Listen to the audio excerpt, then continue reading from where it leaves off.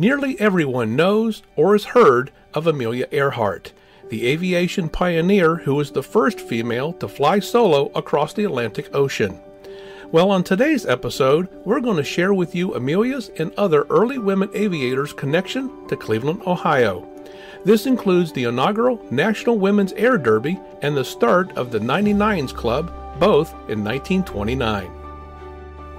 And we'll also share with you a bit of history on the Westlake Hotel, the luxurious guest house where Amelia and other notables stayed while visiting Cleveland. So keep it right here as we get ready for takeoff on this episode of History and Relics.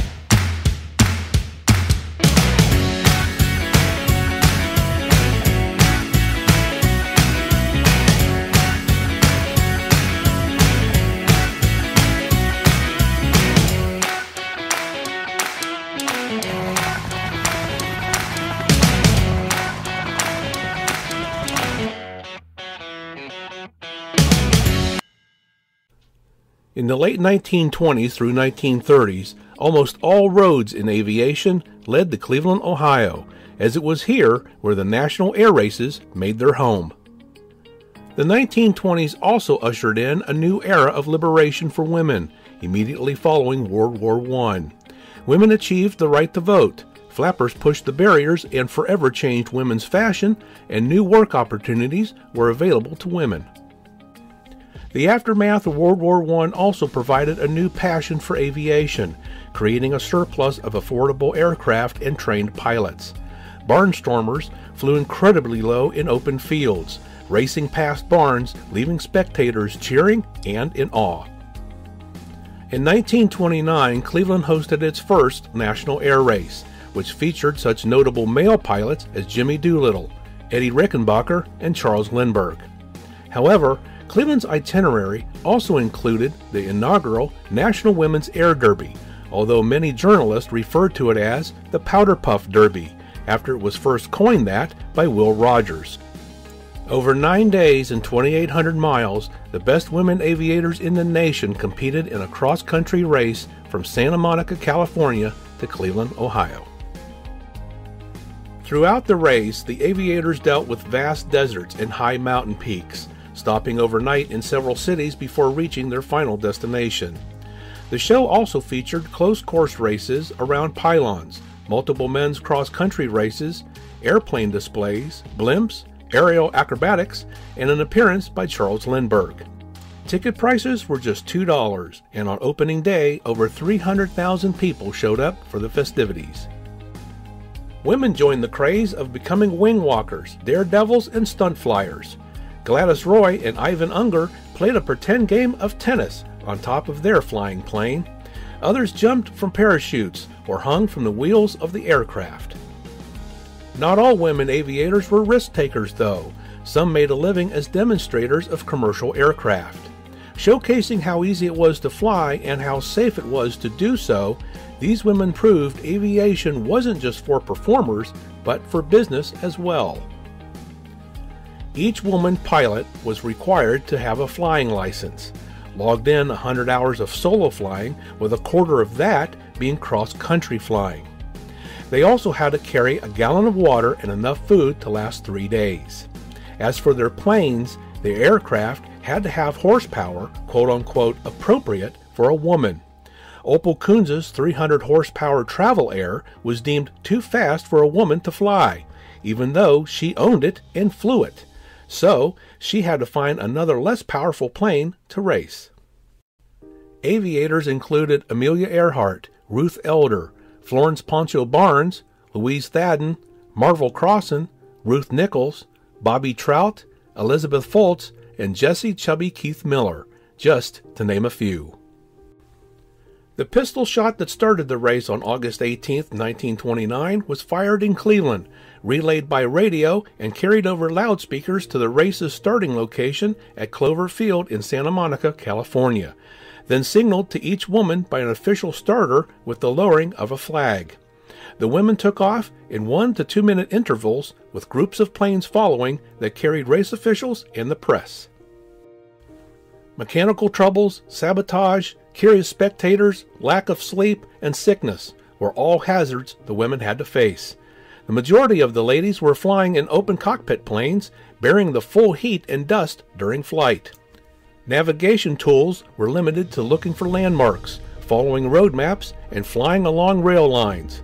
Caution and alertness when flying at low altitudes was key to avoiding dangerous power lines, buildings, and uneven terrain.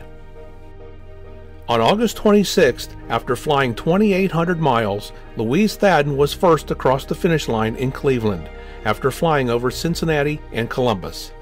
14 out of the 20 pilots finished the race, a much higher percentage than for any of the men's cross-country races. However, one pilot, Marvell Crossan, who was the first female pilot to earn a commercial license in the territory of Alaska, was killed when her plane crashed in the Arizona desert on day 2 of the race. Ruth Nichols and Pancho Barnes also crashed, but survived. Margaret Perry caught typhoid fever. Claire Fahey's wing wires were thought to have been sabotaged with acid, causing her to withdraw. And sabotage was also suspected with Amelia Earhart's plane when she finished in 3rd place. The Cleveland race also prompted several of the lady pilots to discuss the possibility of creating a women aviators organization. Soon afterwards, invitations to an initial meeting at a later date were sent out to all 117 female pilots licensed at the time.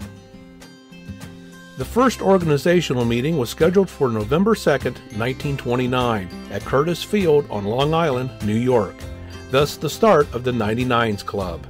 At the suggestion of Amelia Earhart, the organization's name was taken from the number of charter members, settling on 99s, based on the responses received. Amelia Earhart was elected as their first president in 1931, and the organization has continued to make a significant impact supporting the advancement of women in aviation to this day. Today, the organization is a non-profit with its headquarters located in Oklahoma City, Oklahoma. They have thousands of members in 44 countries across the globe.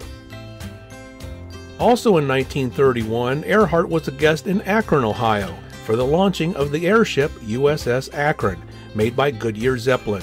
The helium-filled blimp was the world's first purpose-built flying aircraft carrier, carrying F-9C Sparrowhawk fighter planes, which could be launched and recovered while it was in flight. In May 1932, Amelia Earhart was the first woman to fly across the Atlantic solo, the second person after Charles Lindbergh, and the first person to cross the ocean by plane twice. Her first time was in 1928, when she became the first woman to be a passenger on a transatlantic flight. In August 1932, she became the first woman to fly solo across the United States. So, by now you may be wondering, where did Amelia Earhart and the other famous pilots make their stay while in Cleveland? Well, the answer is the luxurious Westlake Hotel, a 400 guest room suite facility in Rocky River, Ohio, which was built starting in 1923 by the Miramar Apartment Company. Opening in 1925, the Westlake was part of a flurry of buildings that were known as residential hotels in Cleveland. With its location on a bluff overlooking the Rocky River, along with its Mediterranean brick and stucco architecture, a combination of old Florida and Deco-era Hollywood, made it an immediate landmark, especially due to its pink hue and the attractive lake and river views it provided. The Westlake was the closest and finest hotel near the Cleveland Municipal Airport, now known as Hopkins International, and so the hotel became a must-stop for aviators, as well as others involved in the airline business, as these were also the days before night flying became comfortable. The hotel also was where the roots of the 99s group began their formation, as well as serving as the headquarters for the Betsy Ross Aviators Club. During her trips to Cleveland, Earhart was usually interviewed by reporters. Talking to one at the Hotel Westlake in 1935, she commented on a lucky charm given to her for an upcoming long flight. She said, "I think a good mechanic is much better than a lucky charm."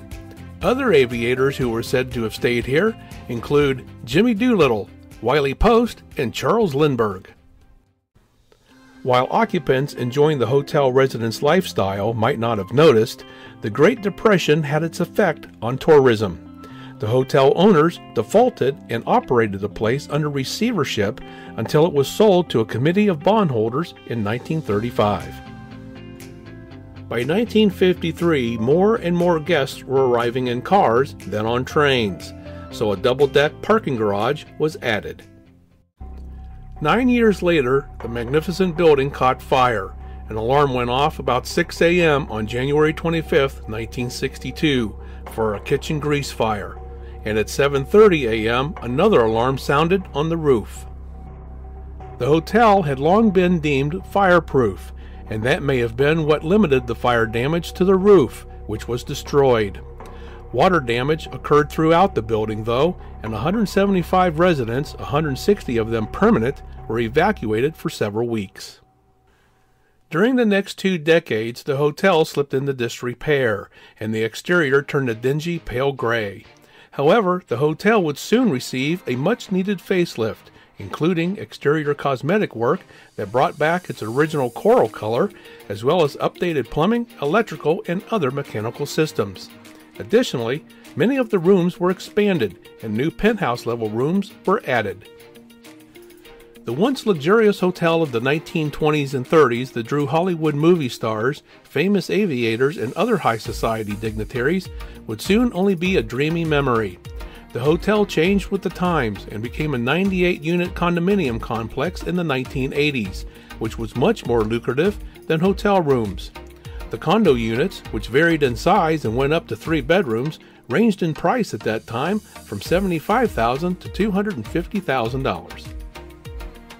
Even with its modern use, there was a flare of VIP vibrancy, as a number of sports figures made the Westlake their home in the 1980s, including local NFL greats Tom Cousineau and Bernie Kosar. Yul Brynner was also seen here in 1985 while performing in a touring production of The King and I. Today, the big, beautiful pink structure still makes a head-turning statement and continues to ignite the imagination back to its golden days of a simpler yet somehow more sophisticated era. Thank you for joining us today. We hope you enjoyed our program. If you like our content, we ask that you give us a thumbs up, a like, share with your friends, subscribe to our channel, and ring that notification bell so you always know when our new content is published. And all of this costs nothing, but means a lot to us and keeps us growing.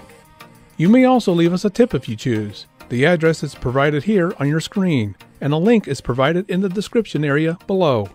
So until next time, everyone, this one is history.